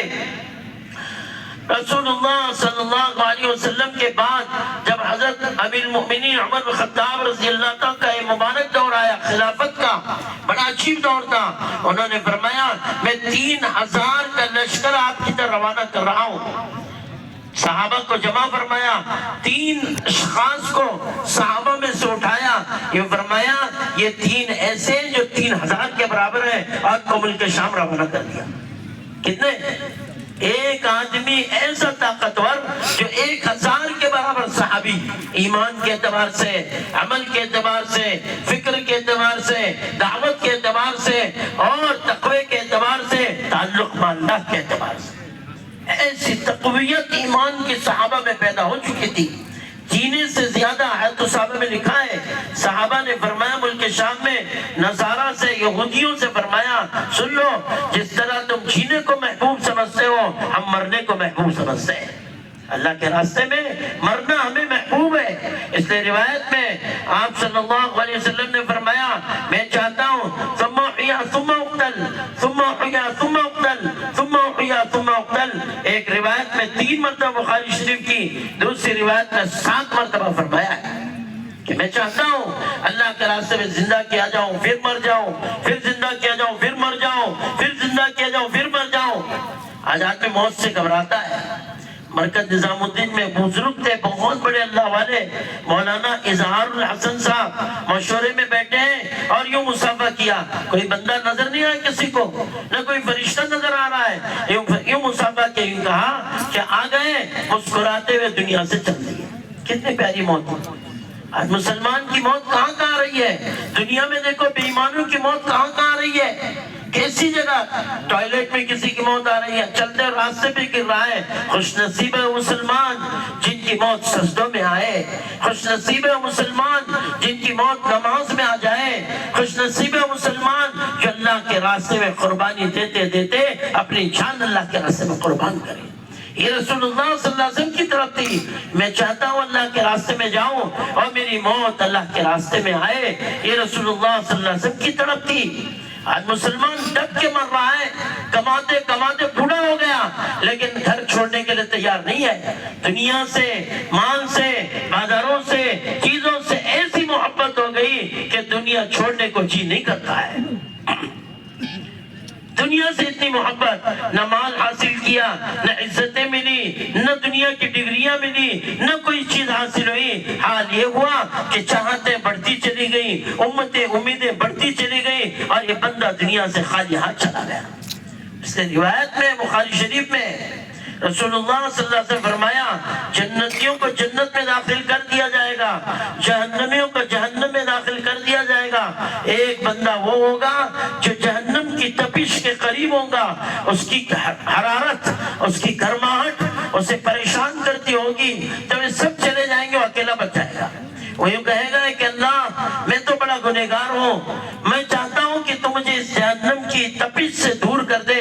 اللہ تعالیٰ اس جہنم کے جو دروازے پر تھا اسے نکال کر دور کر دیں گے، اور اس پر جو تپش سے اس کے جسم جو جھلس چکا تھا اللہ تعالیٰ اسے دور کر کے آب حیات سے اسے بہترین چہرہ، بہترین جسم دے دیں گے۔ پھر کہے گا اللہ مجھے جنت کے قریب کر دے۔ اللہ فرماتے ہیں روایت میں، اے میرے بندے تو اس کے بعد مجھ سے کوئی درخواست نہ کرنا۔ فرمایا میری آخری درخواست ہے، میں اس کے بعد تجھ سے کوئی درخواست نہیں کروں گا۔ اللہ اسے جنت کے قریب لے جائیں گے، حکم ہوگا وہ جنت کے قریب جائے گا۔ جب جنت کے قریب جائے گا پھر اللہ سے کہے گا کہ اللہ میں تجھے ایک آخری درخواست کرتا ہوں کہ مجھے تو جنت کے دروازے تک پہنچا دے، اس کے بعد میں تجھ سے کوئی درخواست نہیں کروں گا۔ اللہ کہتے ہیں کہ کیسا ظالم ہے یہ انسان کہ وعدہ کرتا ہے، وعدہ توڑتا ہے، پھر اللہ تعالیٰ اس کے اصرار کرنے پر جنت کے دروازے پر پہنچا دیتے ہیں۔ گنہگار بندہ ہے، نافرمان ہے، لیکن توبہ کرنے والا بندہ تھا، دنیا میں توبہ کیا، اللہ سے معافی مانگی، توبہ کرنے کا یہ نتیجہ ہوا کہ جب جنت کے دروازے پر پہنچا تو اللہ سے کہا آخری درخواست ہے، اس کے بعد کبھی تجھ سے کوئی درخواست نہیں کروں گا۔ اللہ کہتے ہیں کیسا ظالم بندہ ہے کہ تبھی تو نے وعدہ کیا، وعدہ توڑ دیا۔ نہیں آخری وعدہ ہے کہ مجھے ایک مرتبہ جنت میں داخل کر دے تاکہ میں تیری جنت تو دیکھ لوں کیسی ہے۔ اللہ تعالیٰ اس کے اصرار کرنے پر اسے جنت میں داخل کر دے گا۔ جب اس کو جنت میں داخل کر دیا جائے گا اللہ تعالیٰ فرمائیں گے تو نے وعدہ کیا تھا باہر نکل۔ وہی کہے گا اللہ تو رب ہے، تو اللہ ہے، تو نے ہمیں پیدا کیا، یہ تیری شان کے خلاف ہے کہ کسی کو تو جنت میں داخل کر کے باہر نکال دے۔ یہ وہ بندہ ہے جو توبہ کرنے والا تھا، دنیا میں معافی مانگنے والا، اللہ سے رجوع ہونے والا۔ آج کتنے مسلمان ہیں ان کو توبہ کی توفیق نہیں ہو رہی ہے، اس لیے دعوت کی محنت ہے کہ اس کو غلط ماحول سے نکال کر صحیح راستے پہ لانے کی محنت ہے۔ اس کے علاوہ دنیا میں کوئی راستہ نہیں ہے۔ عام سے عام مسلمان کو بچنے کا راستہ ساری دنیا میں دعوت و تبلیغ کے علاوہ کوئی راستہ نہیں ہے۔ میں نہیں کہتا کہ اور محنت نہیں کر رہے، دنیا میں بہت سی تنظیمیں، کئی تنظیمیں چلی بند ہو گئی، کئی تنظیمیں کام کر رہی ہیں، لیکن عالمی سطح سے نبوت والی محنت، سنت والی محنت، سیرت والی محنت اللہ تعالیٰ نے اس امت کو عطا فرمایا۔ ایک ایک انسان کو جہنم سے نکال کر جنت میں لے جانے والی محنت ہے، اللہ کی ناراضگی سے اللہ کی خوشنودی پر لے جانے والی محنت ہے۔ روایت میں بخاری شریف میں آپ صلی اللہ علیہ وسلم نے بنی اسرائیل کا واقعہ ذکر کیا۔ بنی اسرائیل کا واقعہ ذکر کیا، 3 آدمی تھے، وہ 3 آدمی بنی اسرائیل کے کسی غرض سے جا رہے تھے اور ایک پہاڑ پر چڑھ گئے، ہوائیں تیز چلی اور بارش تیز ہو گئی، بارش سے بچنے، آواز سے بچنے کے لیے غار میں چلے گئے، اور جب اور تیز ہوا ہوئی تو غار پر ایک بڑا پتھر آ کر اس کے منہ کو بند کر دیا۔ اب نکلنے کا کوئی راستہ نہیں تھا۔ اب بتائیں مسلمان کا اگر کسی کے ساتھ، ہمارے ساتھ اگر یہ معاملہ ہو جائے، کیا ہمارے پاس کوئی عمل ہے جو ہم اس سے نجات پا لیں؟ ایک آدمی نے کہا کہ اللہ، ان تینوں نے آپس مشورہ کیا کیا کریں، نکلنے کوئی راستہ نہیں، کہا ہر ایک اپنی نیکی کو یاد کرو۔ ایک نے کہا اے اللہ میں اپنے چچا کی لڑکی سے بہت محبت کرتا تھا اور میں اس سے برائی کا ارادہ کیا، اور جب میں اس سے درخواست کیا تو اسے منع کر دی۔ ایک وقت وہ آیا کہ میرے شہر میں قحط پڑ گیا، لوگ کھانے کے لیے محتاج ہوئے، میں مالدار تھا اور پیسے میرے پاس بہت زیادہ تھے، مجھ سے مانگنے کے لیے وہ آئی اور میں نے اس کو شرط پر پیسے دیا کہ تو میرے ساتھ برائی کے لیے، زنا کے لیے تیار ہو جاؤ۔ مجبوری میں حالات نے اسے مجبور کر دیا، اور میرے ساتھ برائی پر راضی ہو گئی، اور جب میں اس کے اتنے قریب ہو گیا، قریب تھا کہ میں اس گناہ میں ملوث ہو جاتا، بس اس وقت اس نے کہا اتق اللہ، اللہ سے ڈر، اور یوں آگے یوں کہا میرے حلقے کو، انگوٹھی کے حلقے کو بغیر نکاح کے نہ توڑ۔ جب اس نے کہا اے اللہ میری طبیعت پر، میرے جسم پر، میرے دل پر ایسی کیفیت لرزہ طاری ہوا کہ میں تیرے خوف سے پیچھے ہٹاؤں، اے اللہ اگر اس دین کا عمل میرا صرف تیری رضا کے لیے تھا تو اس چٹان کے آئے ہوئے اس غار پر یہ چٹان جو پڑی ہوئی ہے اس کو ہٹا دے۔ تھوڑا ہٹ گیا لیکن باہر نہیں نکل سکتا تھا۔ آج کتنے مسلمان ہیں اپنے ماحول میں، معاشرے میں برائیوں میں مشغول ہے۔ اس سے بچنے کا راستہ دعوت ہے، اور دعوت سے اللہ کا خوف آئے گا۔ اس لیے کہا جاتا ہے اللہ کے راستے میں نکلو، حفاظت والا راستہ ہے، یہ وہ عمل ہے جو اللہ کا خوف دلوں میں پیدا کرائے گا۔ یہ آنسو، یہ آنکھ جس سے برائی کرتا تھا اب تو اللہ کے خوف سے روئے گا کہ اللہ اس زمین پر مجھ سے زیادہ بڑے گنہگار کوئی نہیں ہے، سب سے بڑا گنہگار نکما ناپاک میں ہوں۔ یہ زبان سے نکلے گا اللہ کا قرب تجھے نصیب ہو جائے گا، اللہ کا خوف آئے گا۔ اس لیے اللہ کے راستے میں نکلے بغیر اللہ کا خوف نہیں پیدا ہوتا۔ دوسرے نے کہا کہ اللہ میرے ماں باپ بوڑھے تھے اور میں بکریاں چرانے جاتا تھا۔ دیکھو بڑا عجیب واقعہ ہے آج کے نوجوانوں کے لیے، جو نوجوان آج ماں باپ کی ناقدری کرتے ہیں ان کے لیے عجیب واقعہ ہے۔ ان لوگوں کے لیے جو اپنے معاشرے میں اپنی ماں کو باہر نکالتے ہیں، اپنے ماں باپ کی ناقدری کرتے ہیں اور انہیں بھگا دیتے ہیں، یہ ان کے لیے واقعہ ذکر کیا گیا۔ بھائی بند ہو جائے، ہاں اچھا بند ہو گیا، ہاں خاموش ہو گیا، اس پہ خوف تاری ہو رہا ہے، لیکن انسان اتنا سخت ہو گیا اس پہ خوف نہیں آ رہا۔ یہ ان لوگوں کے لیے واقعہ ہے جو نوجوان دنیا میں، جو لوگ اپنے ماں باپ کو گھر سے باہر نکالتے ہیں۔ دیکھیں گے آپ دنیا میں ایسی جگہ بنی ہوئی ہے جب ماں باپ بوڑھے ہو جاتے ہیں لے جا کر چھوڑ دیتے ہیں، جی میرے ماں باپ ہیں مر گئے تو مجھے اطلاع کر دینا، ان کے کفن دفن کا پیسہ بھی جمع کر دیتے ہیں، بس اطلاع کر دینا۔ کتنے مسلمان ہیں، غیر تو چھوڑو ان کا تو ایمان ہی نہیں ہے، لیکن کتنے مسلمان ہیں اپنی ماں کو ایسی جگہ چھوڑ کر آ گیا، ایسی جگہ جو حکومت نے کمرہ بنایا، ان کے لیے انتظام ہے کھانے پینے کا، ان کے لیے انتظام ہے ضروریات کا۔ جب یہ بوڑھا مر جاتا ہے یا بوڑھی ماں مر جاتی ہے تو وہاں سے فون کر دیتے ہیں جی آپ کے والد کا انتقال ہو گیا، ٹھیک ہے اس کو کفن دفن دے کر دفن کر دو۔ نماز جنازہ بھی نہیں پڑھنے کے لیے تیار ہے۔ ماں مر گئی، اطلاع آ گئی کہ تمہاری ماں کا انتقال ہو گیا، ٹھیک ہے اسے دفن کر دو۔ بے دینی اور جہالت کا یہ عالم ہے۔ جب بھی امت سے دعوت ختم ہوئی، امت نے اپنے ماں باپ کی، اپنی اولاد کی، اپنے خاندانوں کی بے دینی اور جہالت کی وجہ سے ایسی ناقدری کی ہے، پھر زمین پہ اللہ کا عذاب آیا ہے۔ اس لیے حدیث میں جریج کا واقعہ لکھا ہے، جریج ایسی عبادت کرتا تھا کہ اس نے کبھی اللہ کی نافرمانی نہیں کی۔ اس کا ایک محراب کمرہ بنا ہوا تھا، اس میں بیٹھ کر اللہ کی عبادت کرتا تھا۔ ایک مرتبہ نماز میں مشغول ہو گیا، ماں نے کہا کہ بیٹا، پھر اس نے کہا یا ربی صلاتی و امی، یا ربی صلاتی و امی، اے اللہ میری نماز ہے میری ماں، میں نماز پڑھوں یا ماں کو دیکھوں؟ ایک طرف ماں بلا رہی ہے، ایک طرف تیرا حکم پورا کرنا ہے، اے اللہ میں کیا کروں؟ نماز میں لگ گیا۔ ماں نے کہا کہ اللہ تجھے اس وقت تک موت نہ دے جب تک تیرا منہ کالا نہ ہو جائے۔ وقت آیا کہ ایک مرتبہ یہ اپنے اللہ کی عبادت مشغول ہے کمرے میں۔ اس لیے تو علماء نے مسئلہ لکھا ہے کہ اگر سانپ آ جائے تو نماز توڑ لو، جان کا خطرہ ہے، نماز بعد میں پڑھی جا سکتی ہے۔ نماز توڑیں گے جان بچائیں گے، کسی کی جان جا رہی ہے نماز توڑو جان بچاؤ، یہ حکم ہے۔ اپنی جان جا رہی ہے نماز توڑو جان بچا لو، پھر نماز پڑھی جائیں گی۔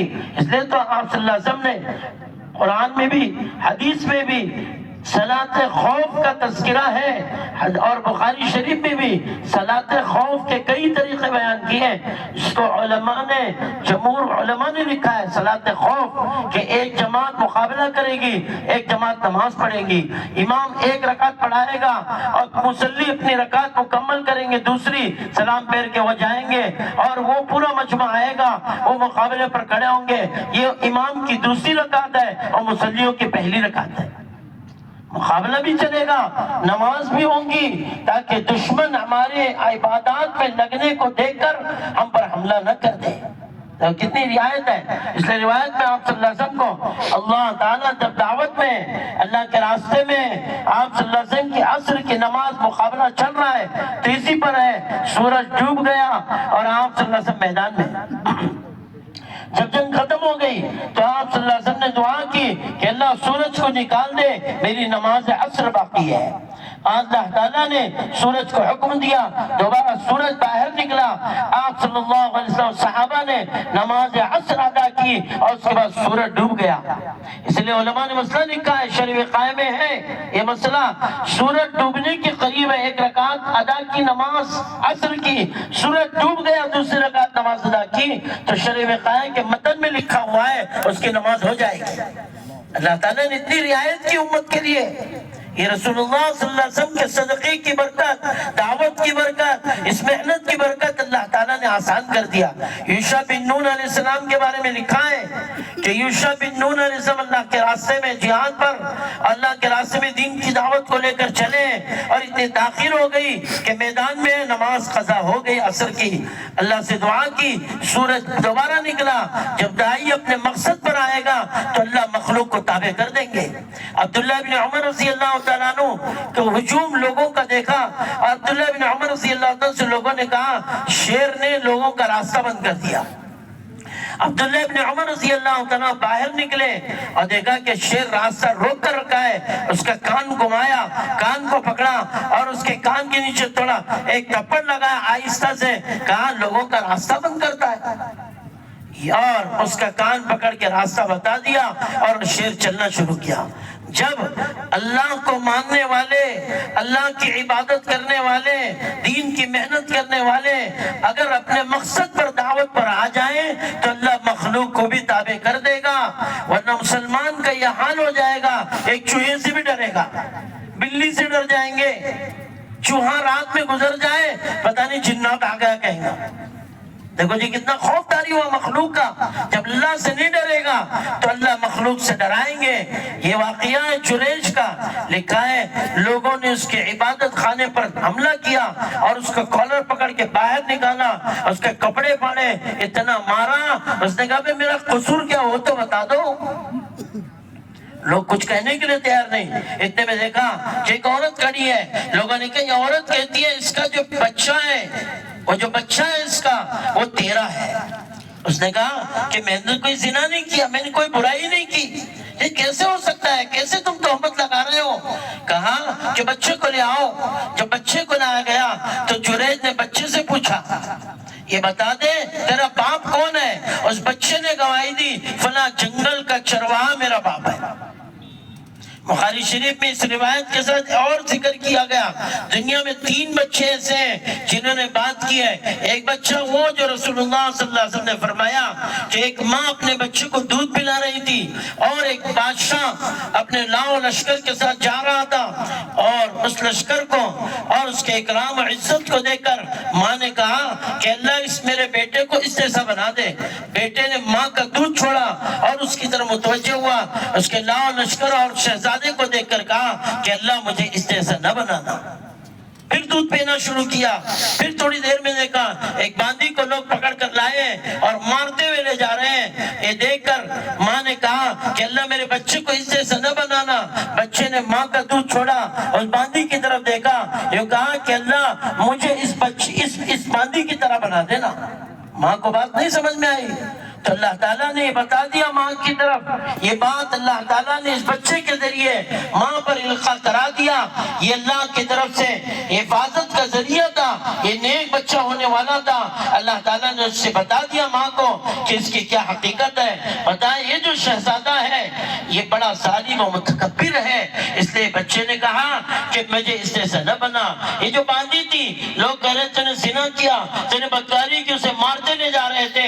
उस बच्चे ने मुझे इस जैसा न बनाना। इसने कभी गलत काम नहीं किया, लोगों ने उस पर गलत उंगली उठा दी, इसलिए इस बच्चे ने कहा मुझे इस जैसा पाकबाज हयादार अल्लाह ताला बना दे। अल्लाह ताला इस बच्चे की दुआ को कबूल किए। दुनिया में वो बच्चे जिन्होंने मासूमियत में कहा है। तो जुरैज का ये واقعہ ہے، اس بچے نے گواہی دی فلاں جنگل کا چرواہا ہو میرا باپ ہے۔ پھر کہا کہ میرے تمام لوگ جمع ہوئے کہنے لگے کہ ہم تمہارا عبادت خانہ سونے کا بنا دے۔ اس نے کہا مجھے اس کی ضرورت نہیں ہے، میں ایک مرتبہ نماز پڑھ رہا تھا، میری ماں نے مجھے بد دعا دی، اس بد دعا کا یہ اثر ہے۔ اس لیے حدیث میں آتا ہے جو دنیا میں اپنے ماں باپ کے حق نہیں ادا کرتے انہیں دنیا میں ہی اللہ کا عذاب شروع ہو جاتا ہے، مرنے سے پہلے عذاب شروع ہو جاتا ہے۔ اس لیے اللہ تعالیٰ سے اس کے لیے حفاظت مانگنا ہے اور اللہ سے توبہ کرنا ہے اور صحیح حقوق ادا کرنے کے لیے دعوت کی محنت ہے۔ ورنہ یہ میرے ماں کا کیا ادب ہے، ان کا کیا مقام ہے، اور میرے والد کا کیا مقام ہے، میرے بڑے بزرگوں کا کیا مقام ہے، یہ تو تربیت سے دعوت میں ملیں گی، اللہ کے راستے میں نہیں گا، تعلیم و تربیت کہاں دے گا؟ اس لیے ہدایت والا راستہ ہے، تربیت والا راستہ ہے۔ تو تین کا جو واقعہ ذکر کیا حدیث میں، دوسرے نے کہا کہ میرے ماں باپ بوڑھے تھے اور میں بکریاں چرانے جاتا، جب میں بکری چرا کر واپس آتا دودھ نکال کر سب سے پہلے اپنے ماں باپ کو پلاتا تھا۔ اے اللہ ایسا بھی وقت آتا کہ میرے بچے بلبلاتے، میری بیوی بھوکی رہتی، لیکن جب تک میرے ماں باپ بوڑھے جب تک وہ دودھ نہ پی لیتے میں نے اپنے معصوموں کو بھی پلانا پسند نہ کیا۔ ایک مرتبہ کا واقعہ ہے کہ اللہ مجھے آنے میں دیری ہو گئی، میرے ماں باپ بوڑھے تھے، انتظار کرتے کرتے سو گئے، میرے بچے میرے آنے پر بلا رہے تھے، تڑپ رہے تھے، میری بیوی بھوکی تھی، میرے بچے رو رہے تھے بھوک سے، لیکن میں وہ پیالہ دودھ کا لے کر اپنے ماں باپ کے لیے کھڑا ہوا۔ جب تک میرے ماں باپ دودھ نہیں پئیں گے میں ان معصوموں کو بھی نہیں پلاؤں گا۔ وہ دن تھا، آدھی رات پر، آخری رات پر میرے ماں باپ اٹھے، میں نے ان کو دودھ دیا، جب وہ پیے اس کے بعد میں نے اپنے معصوم تڑپنے والی اولاد کو پلایا۔ اے اللہ اگر یہ عمل میں نے تیری رضا کے لیے کیا تھا تو اس چٹان کو ہٹا دے۔ اللہ تعالیٰ نے اس چٹان کو ہٹا دیا۔ اس لیے تو کہا جاتا ہے کہ اپنے معاشرے کو درست کر لو۔ معاشرت اور معاملات کی درستگی، اخلاق، یہ بنیاد ہے ایمان کی۔ دیکھو معاشرت جن کی پاک ہوگی ان کے گھر اور معاشرہ پاک رہے گا، ان کے گھر کی بچیاں محفوظ رہیں گی۔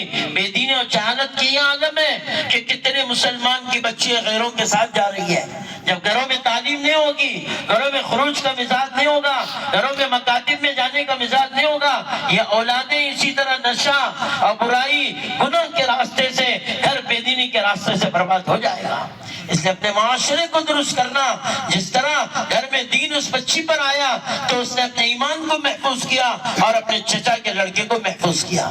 جب دین ان کے اندر آیا ان گھر کے ماحول میں اپنے اخلاق پیش کیے کہ نہیں میری اولاد سے زیادہ مقدم میرے ماں باپ ہیں، میرے ماں باپ ہیں۔ اس نے تو ماں باپ کے بارے میں مسئلہ لکھا ہے کہ اگر بیوی ظالم ہو، اب ماں باپ یوں کہتے سے طلاق دے، طلاق دینے کا حکم ہے، ماں باپ کی قدر ہے، ماں باپ کی عصمت بتائے، ورنہ کوئی ایسی کر رہے طلاق مت دینا، یوں جا کے نہیں کرنا پھر آج بیانوں میں طلاق دینے کے لیے آ گیا۔ ہاں ایسا نہیں کرنا، بالکل نہیں کرنا، بلکہ شریعت یہ بتاتی ہے اگر بیوی غلطی کرے، اگر اس سے کوئی کوتاہی ہو جائے، ایسی کوتاہی سمجھانے سے سمجھ لے اور ڈانٹ سے سمجھ لے، نہ سمجھے تو ان کے ماں باپ کے ذریعے، ان کے بڑوں کے ذریعے سمجھا لے۔ ایسی غلطی، یہ میں صحیح روایت کی بات عرض کر رہا ہوں، ایسی غلطی کہ کوئی اپنی بیوی کو کسی غیر کے ساتھ دیکھے، صحابی نے فرمایا میری غیرت نے گوارا نہ دے کہ میں اس کی تو گردن اڑاتا ہوں۔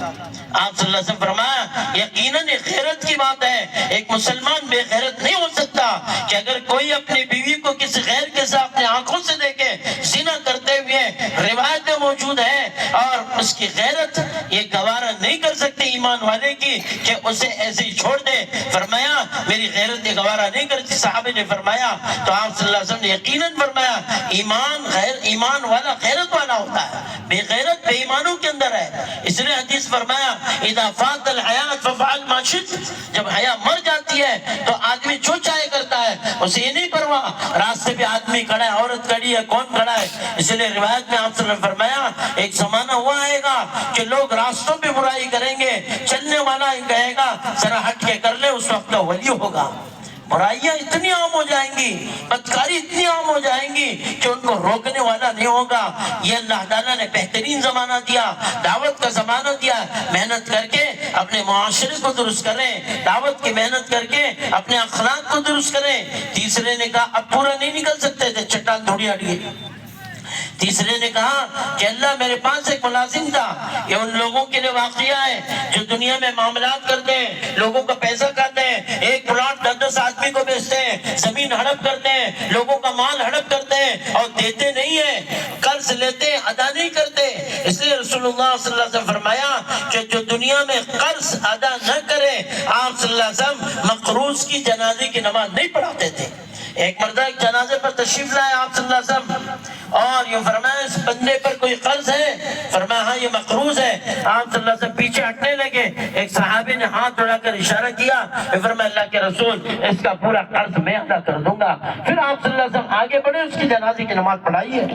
سوچ رہے ہو مسلمان جو دنیا میں بے دینی اور جہالت کی وجہ سے یا قرض پہ قرض لے لے کر اپنے اوپر اتنا بوجھ ڈال دیا، کل قیامت کے مفلس کی شکل میں آئے گا، جو بخاری شریف کی روایت میں موجود ہے، لمبا واقعہ کہ ایک آدمی نیکیوں کا انبار لے کر آ رہا ہے، لوگ سمجھیں گے کتنی بڑی جنت پائے گا، لیکن کسی کی زمین، کسی کا پیسہ، کسی کا مال، کسی کی چیز چوری کی ہوں گی، کسی کی چادر چوری کی ہوں گی۔ اس لیے روایت میں آپ صلی اللہ علیہ وسلم نے ایک شخص کے بارے میں فرمایا کہ یہ جہنمی ہے۔ صحابہ نے فرمایا ہم نے تو اس کو جنگ کے میدان میں بڑا مجاہدہ کرتے ہوئے، کئی بے ایمانوں کے ساتھ مقابلہ کرتے ہوئے دیکھا۔ آپ صلی اللہ علیہ وسلم فرمایا کہ وہ مجاہد نے، میں تو اس کو جہنم میں دیکھ رہا ہوں۔ جب اس کا انتقال خودکشی سے ہوا تو آپ صلی اللہ علیہ وسلم نے فرمایا اس نے مال غنیمت کی چادر چوری کی تھی۔ اتنے میں دیکھا کہ ایک شخص جوتے کے 2 تسمے لے کر لا کر رکھا۔ آپ صلی اللہ علیہ وسلم فرمایا یہ جوتے کے 2 تسمے نہیں ہیں بلکہ جہنم کے 2 تسمے ہیں، آگ کے 2 تسمے۔ فرمایا ایک جوتے کا تسمہ جہنم میں جانے کے لیے کافی ہے، ایک چادر بغیر اجازت کے اپنے بیگ میں لے کر جانا یہ جہنم میں لے جانے کے لیے کافی ہے، روایت میں ہے۔ اس لیے خیانت سے، بدکاری سے بچنے کا راستہ اپنے معاملات کی درستگی کے لیے راستہ ہے کہ ہر مسلمان اپنے معاملات کی درستگی رکھے۔ اس لیے واقعہ ہے کہ اس نے کہا، تیسرے نے کہا کہ ایک مزدور تھا، مزدوری کر کے اپنی مزدوری چھوڑ کر چلا گیا، میں نے اس کی مزدوری سے بکریاں خریدی، وہ اتنا بڑا ریوڑ ہو گیا۔ ایک دن وہ آیا، اس نے کہا کہ لاؤ جی میری مزدوری دے دو۔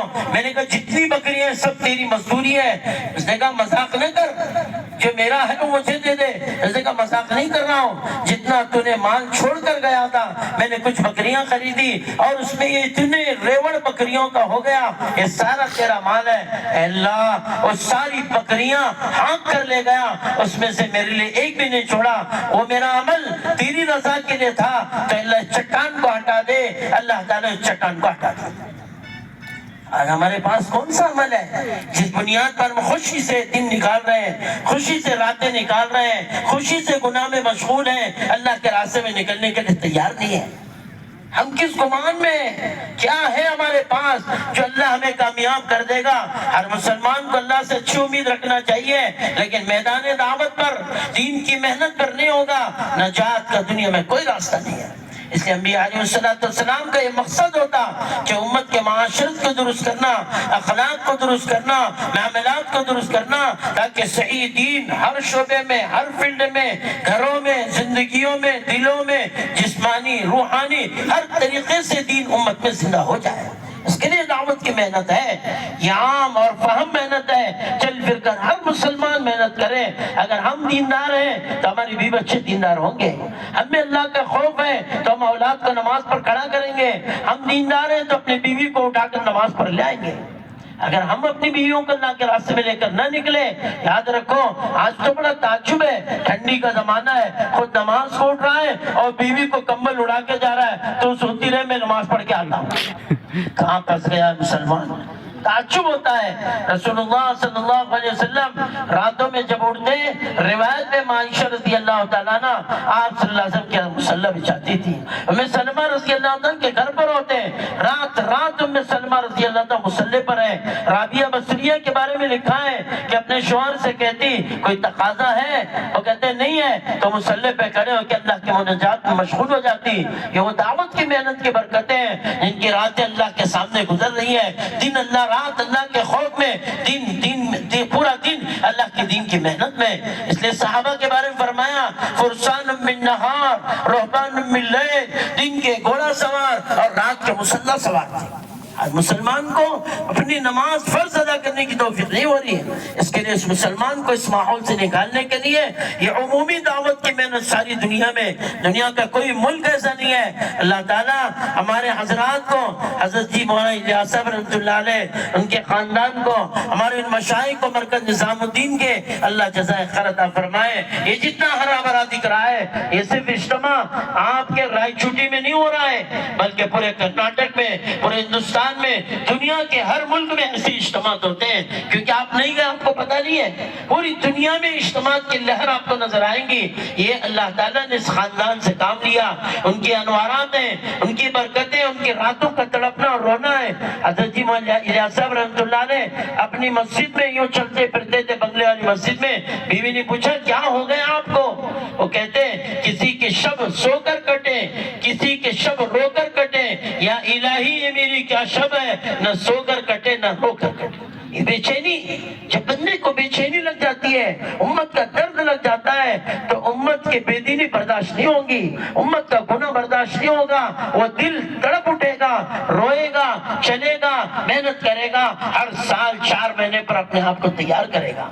اور جب وقت لگائے گا اپنے مقام پر محنت کر کے 100% اپنے محلوں کو, اپنی مساجد کو نمازی بنانے, دیندار بنانے, شریعت و سنت کے زندہ کرنے میں لگ جائے گا. اسے اللہ تعالیٰ نے یہ جو محنت عطا فرمایا بہت اونچی محنت ہے. یہ ہمارے اجتماع میں ماشاءاللہ جتنا مجمع ہے, یہ نیت کریں انشاءاللہ ہر سال 4 مہینے یہاں لگائیں گے انشاءاللہ, مشورے سے, ایک مرتبہ اپنے صوبے میں, ایک مرتبہ اپنے ذمے کے صوبے میں, اور